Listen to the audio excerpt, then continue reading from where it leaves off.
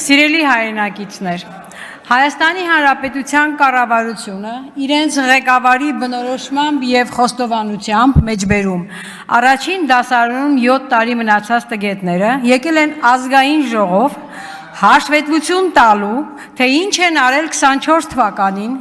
ինչպես են այդ աշխատանքները մոտեցնում մինչև 26 թվականը կառավարության ծրագրով ԿՊ-ի տված խոստումներին։ Թեև կառավարության անդամներից եւ ոչ մեկը չհակադարձեց այդ բնորոշմանը, չասած, որ ինքը առնվազն տգետ չէ, ես այնուամենայնիվ համաձայն չեմ այդ բնորոշմանը։ Դեռ ավելին, համոզված եմ, որ նախարարներից շատերը ոչ միայն տգետ չեն, այդ շատ էլ լավ գիտեն, թե ինչ են անում, լավ էլ կարողանում են իրենց առջև դրած խնդիրը, երկիրը կործանման տանելու ծրագիրն իրականացնելու քայլերը։ Իրենց փոխարեն ես եմ ասում, իրենք այդքան մեծարգո, իրենց տգետ, պարզապես Փարաքարի ու Գյումրիի ընտրություններից հետո համոզվեցին, որ հանրությունն իրենց նկատմամբ ցածր վստահություն ունի, որ ամենաուշը 26 թվականին իրենք այլևս իշխանություն չեն լինելու, ինչպես խմած ժամանակ ասեց Վիլեն Գաբրելյանը։ Հայտնի է, չէ, ճիշտ խոսքը խմածի լեզվի ծայրին է։ Նրանք շատ լավ հասկանում են, որ հեռու չէ պատասխանատվության պահը։ Իհարկե, նախընտրելի է տգետի կարգավիճակը, քան մտածված ծրագրով երկիրը կործանման տանողի կապիտուլյանտի դավաճանի կարգավիճակը։ Խեղճ Հարիվն ինչ անին, պարզապես փոխվեց խեղճ տգետն ինչ անիով։ Վաղը փորձելու են սրանով երկիրը նման մարտահրավերների առաջ կանգնեցնելու մեղքը գցել ընտրողների, ԿՊ-ի падգամավորների վրա։ Դուք եք ընտրել, դուք եք հաստատել իրենց ամենի որոշում, դուք եք կոճակ սեղմելով կանաչ ճանապարհ բացել իրենց գործողությունների համար։ Չանեիք, մենք տգետ էինք, իսկ դուք, մեղավորը դուք եք, ասում են նրանք։ Եվ սա համարում եք տգիտություն, ես չէ։ Սա առաջիկա պատասխանատվությունից խուսափելու հիմքերի ստեղծում է։ Այժմ կոնկրետ ծրագրային խոստումների եւ դրանց կատարման ընթացքի մասին։ Խոսեմ առողջապահության ոլորտից։ 23 թվականի փետրվարի 2-ին կառավարության կողմից հաստատվել է առողջության համապարփակ ապահովագրության հայեցակարգը, համաձայն որի 25 թվականից բոլոր կենսաթոշակառուները արդեն պետք է օգտվեին առողջության համապարփակ ապահովագրության համակարգից 1 տարի անց պարտադիր բոլորը։ Իսկ ինչ ունենք այսօր։ Մեջբերում զեկույցից։ Այդ համակարգի ներդրման նպատակով առողջության համապարփակ ապահովագրության օրենքի, հարակից օրենքների նախագծերի քննարկման աշխատանքներ եւ ընդամենը։ Հաջորդը շաքարային դիաբետի կանխարգելման եւ բուժման ծառայությունների մատուցման բնագավառ։ Ինչ ունենք։ Այսօր բոլոր մարզերում մանկական էնդոկրինոլոգի հաստիքը պարզապես հանվել է։ Մնացել է Գյումրիում միայն 1 բժիշկ, 1 մասնագետ։ Իսկ մարզերի մինչև 18 տարեկան հիվանդները պետք է ամեն ամիս գան Երևան, Մուրացանի դիսպանսեր, որպեսզի անցնեն համապատասխան բժշկական վերահսկողություն եւ ստանան 1 ամսվա համար դեղորայքի իրենց չափաբաժինը։ Ինչու նման կենտրոնացում, ինչու 1 ամսվա չափաբաժին։ Եվ ընդհանրապես գիտեք, թե 1 հիվանդի սպասարկման համար բժիշկ էնդոկրինոլոգը վճարվում է ինչքան, լսեք, 160-ից 220 դրամ։ 18 լրանալուց հետո արդեն հիվանդներին հանում են այդ դիսպանսերից, ուղարկում են իրենց մարզեր, դադարեցնում են այն հսկողությունը, որ պետք է արվեր, հետազոտություն, ստրիպերի տրամադրում, խնդիրներ են առաջանում դեղերի տրամադրման հարցում։ Իսկ 28 տարեկանից հետո տրամադրում են այն գենսուլինը, որի առաջացած խնդիրների մասին բժիշկներն ու հիվանդները անընդհատ բարձրաձայնում են, ես էլ խոսել եմ նախորդ զեկույցի քննարկման ժամանակ չկրկնվեմ։ Բա մարդակենտրոն քաղաքականությունն էլ ինչպես է լինում, բա կանխարգելումն էլ ինչպես է լինում։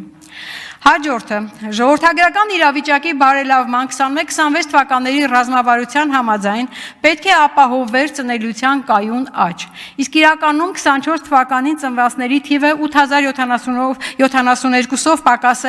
23 թվականի տվյալներից։ Եվ այդ համատեքստում առողջապահության նախարարությունը բերում է օրենքի փոփոխություն, համաձայն որի 16 տարին դրացած սահմանադրությամբ դեռ երեխային տրվում է հղիության արհեստական ընդհատման ինքնուրույն որոշում կայացնելու իրավունք, ինչն իր հերթին կարող է հետագա անպտղության մեծ ռիսկ առաջացնել։ Հրաշալի ծրագիր։ Բա հո ժողովրդագրության աճի հարց չէր լուծվելու, բա ծնելիության աճին նպաստել էլ ոնց է լինում։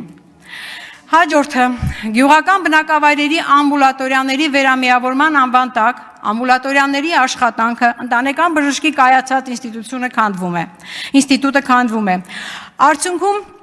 դա նպաստելու է, որ գյուղերից մեծանա արտագաղթը։ Օրինակ, Գեղարքունիքում 15 ամբուլատորիաների միավորվում են 4-ում եւ այդ 4-ը ընտրվել են ոչ թե ասենք բնակիչների քանակով, մատուցող ծառայությունների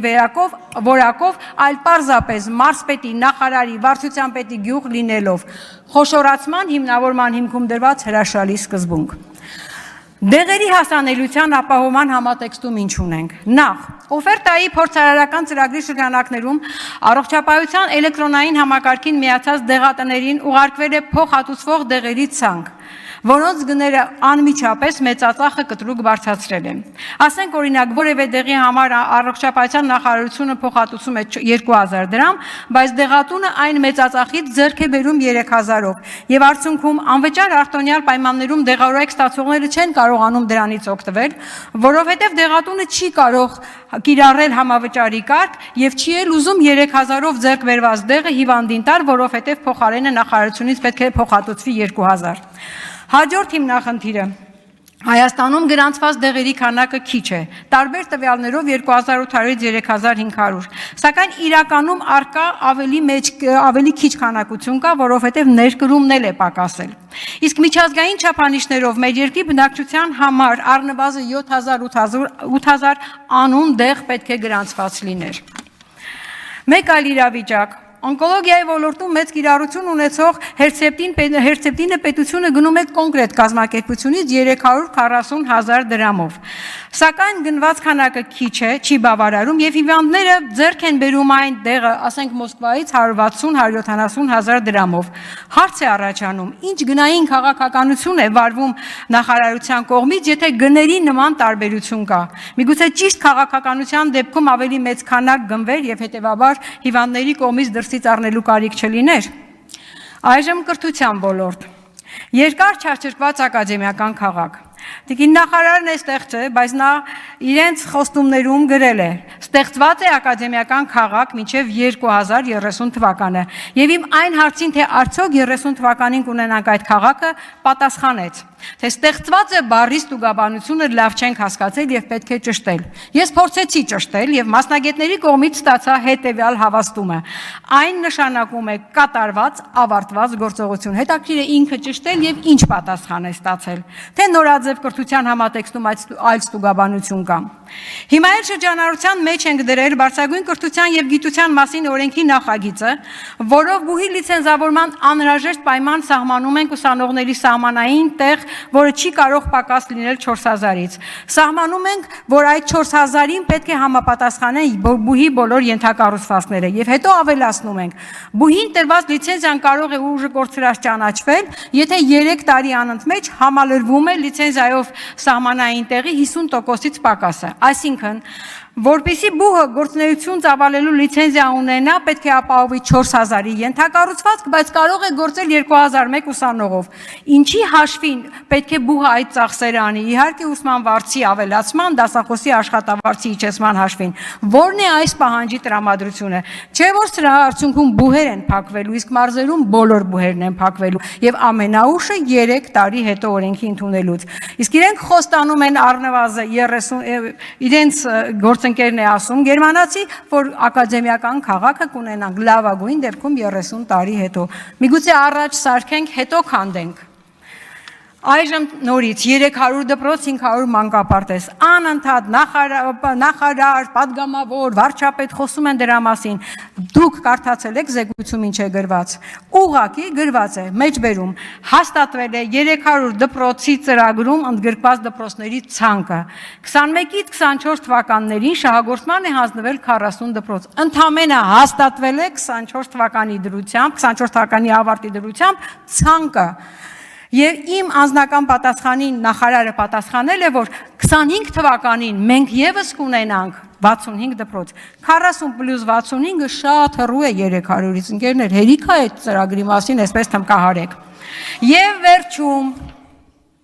Նույն բանն է 500 մանկապարտեզի ծրագրում։ Եվ մի բան էլ Տիկին Տիգրանյանն ասեց, որ փորձելով հակադարձել, ասեց, իրենց գյուղում մանկապարտեզ են կառուցել։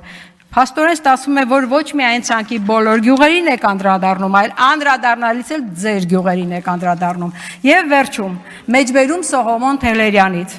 Երբ վախկոտները դառնում են հերոսներ, իսկ հերոսները մոռացվում են, այդ ժամանակ աշխարհում տիրում է անբարոյականությունը։ Մի հերոսացրեք նրան, ով անգամ չգիտի, թե ինչ է հայրենիքը։